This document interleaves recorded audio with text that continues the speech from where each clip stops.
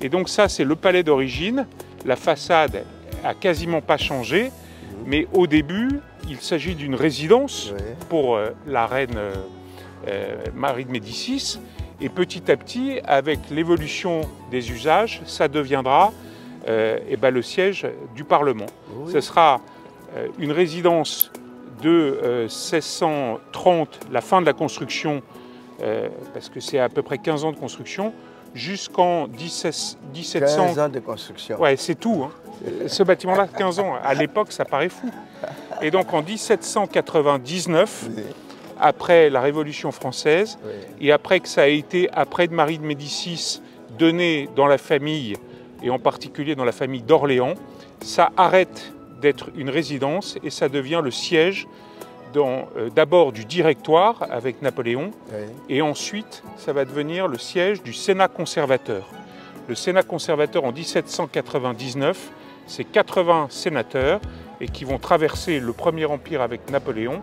Et donc le premier à venir transformer le palais à la fin du XVIIIe siècle, c'est un architecte qui s'appelle Chalgrin. C'est lui qui va d'ailleurs construire l'Arc de Triomphe et c'est Chalgrin qui va détruire l'escalier principal, transformer ce bâtiment avec un premier hémicycle avec 80 personnes et puis sur cette partie droite, sur cette aile qu'on appelle l'aile Est, là vous avez la partie nord, la partie sud, l'aile ouest, l'aile est.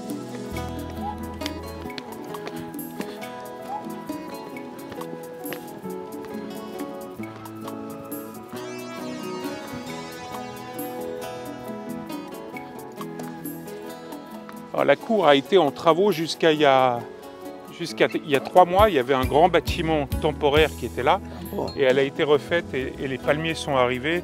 Oh. Voilà. On a démoli le palais. Ouais, exactement.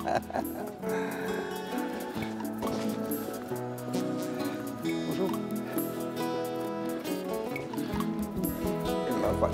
Voilà. Alors, Loïc Hervé, qui est vice-président du Sénat, voilà, qui viennent de Congo RDC. Ah, voilà. RDC.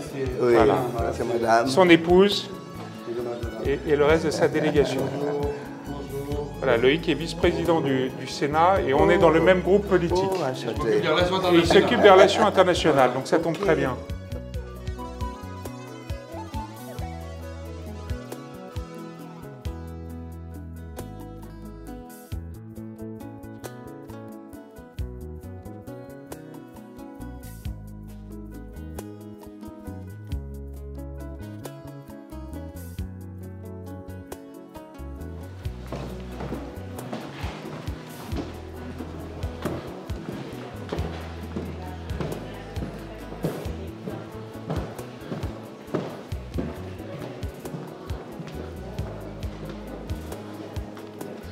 Donc ici, on se rend mieux compte de l'ensemble du domaine quand Marie de Médicis l'a acheté. Et donc ici, vous avez le plus grand parc de Paris, il s'agit des Jardins du Luxembourg. Et les Jardins du Luxembourg ne sont pas propriété de la ville de Paris, mais ils sont propriété du Sénat. Okay. Voilà. La partie dans laquelle on se trouve ici est une partie par rapport au bâtiment de départ du palais quand il avait été construit, qui a été agrandi justement quand il a fallu construire au-dessus l'hémicycle. Donc ils ont prolongé les ailes et construit ici, c'était une terrasse avant, et donc cette terrasse est venue, elle a été couverte et au-dessus vous avez la bibliothèque dans laquelle je vais vous emmener tout à l'heure. D'accord. Donc ici vous voyez, alors où est-ce qu'on est, nous, Saint-Michel, donc on est ici, voilà le Sénat. Et ici vous représentez les jardins du Luxembourg tels qu'ils existent. Le parc qu'on a vu là-bas ici. Il est là. Il est là. Là, vous avez vu la fontaine qui est ici. Et là on est actuellement, on est dans ce petit retour ici. Voilà. Panthéon, la Sorbonne qui se trouve ici. Et de l'autre côté le Louvre. Wow, fantastique.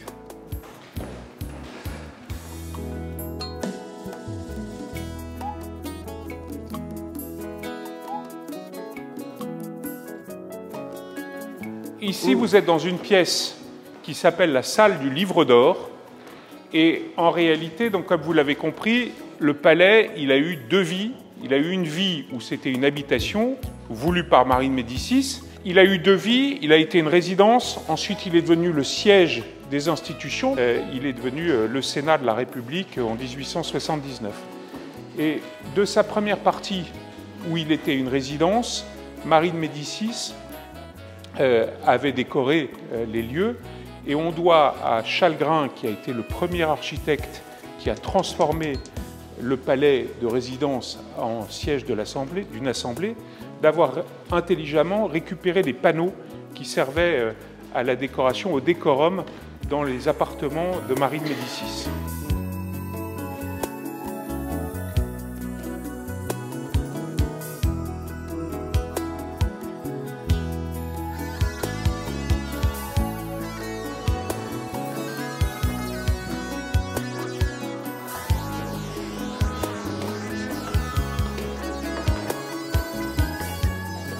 C'est le seul escalier important à monter. Alors ici,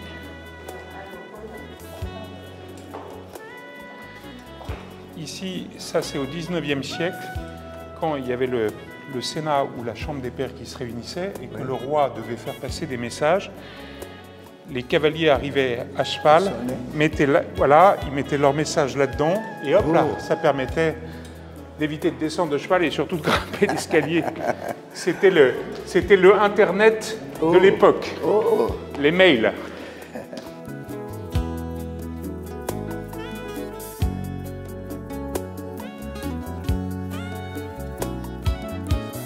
Alors, là vous êtes dans ce qu'on appelle la salle des conférences. La première transformation, c'est ici que se trouvait le premier hémicycle, mais comme vous l'avez compris, à l'époque, il n'y avait que 80 sénateurs, et ensuite, il y a eu 271 pairs de France. Oui. Donc l'hémicycle est parti de là-bas pour aller sur la côté gauche. Et ici, c'est Napoléon III qui a voulu ce qu'on appelait une salle du trône, une salle d'apparat, et elle fait 57 mètres de long. Et je pense que c'est un des endroits les plus impressionnants des palais de la République française. Ici. Oui, oui. Donc, il y a eu un grand travail qu'ils ont dit ici. Ouais, c'est incroyable. Hein. Alors je vais maintenant vous emmener, on reviendra ici tout à l'heure, je vais maintenant vous emmener dans l'hémicycle pour que vous voyez un petit peu comment se passent les débats. Ça vous permet aussi de se poser. On y passe 5 bonnes minutes, vous allez écouter ce qui se passe et ensuite je vous emmènerai voir la bibliothèque. D'accord, merci beaucoup. Eh bien c'est parti.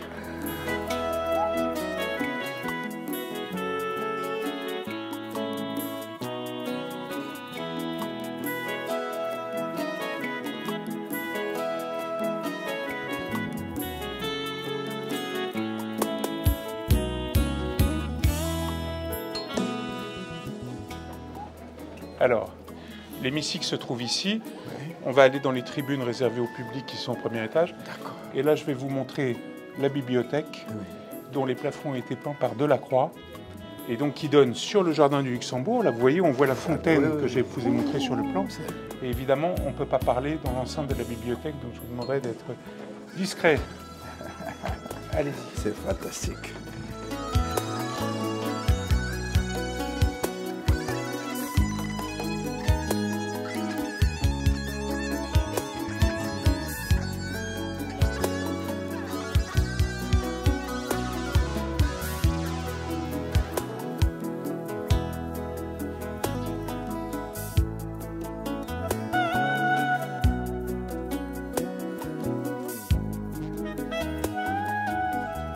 Avec des grands hommes politiques du 19e siècle. 19e siècle. Voilà. Pascal, toi tu es bilingue avec Congo-RDC. Pascal Alizard, voilà, qui est un de mes collègues, qui siège à la Commission des Affaires étrangères. Une délégation du Congo-RDC. C'est madame.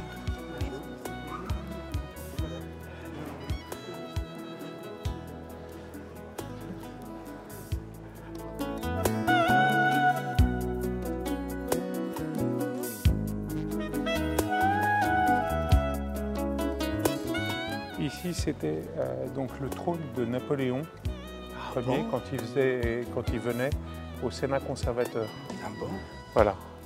Mais c'est un peu tout droit. Comment il se mettait? Ouais, c'est, vous voyez, avec le N de Napoléon. Oh, ça existe juste aujourd'hui. Mais ce que je vois, c'est que de l'or. Oui, mais c'est feuilleté or. Et à côté, vous avez ici, donc, on en est en France à la Ve République. Et ça, c'est le document, la Constitution de la Ve République, qui est signé. Donc, c'est l'un des exemplaires originaux. Et la deuxième signature, vous voyez, c'est Charles de Gaulle. Oh. Au-dessus, René Coty, Charles de Gaulle, Michel Debré. Donc, c'est assez historique. Ils sont là, tous les signataires. Oh. Charles de Gaulle. Ouais. Ah, c'est la signature ici. Ouais. Ah, c'est grave. Il y a Félix Houphouët-Boigny. Oh, comment? Ouais, il est là, ministre d'État Félix Houphouët-Boigny, ben, il est là. Il est président africain, comment il a pu signer? À l'époque, il était ministre de la 4e République, ministre d'État, Félix Houphouët-Boigny. Ici en France? Ouais.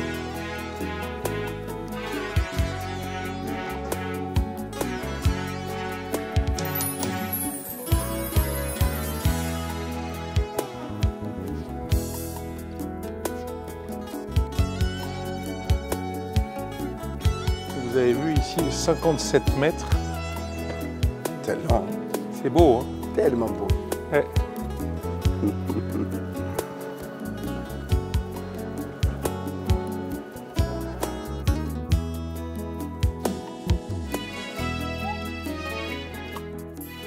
Voilà, donc l'escalier qui était au départ, ici c'était une galerie, la galerie Rubens, la galerie des tableaux.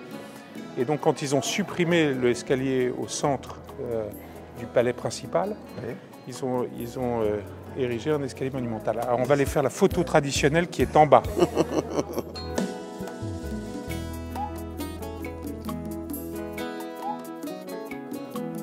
Il y a des petits livres, c'est ça? Voilà. Merci. Et votre grandeur. Voilà, Merci. madame. Merci.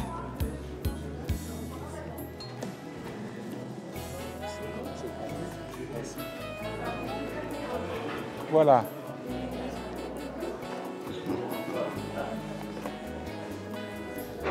Merci. Et voilà. Et je vous...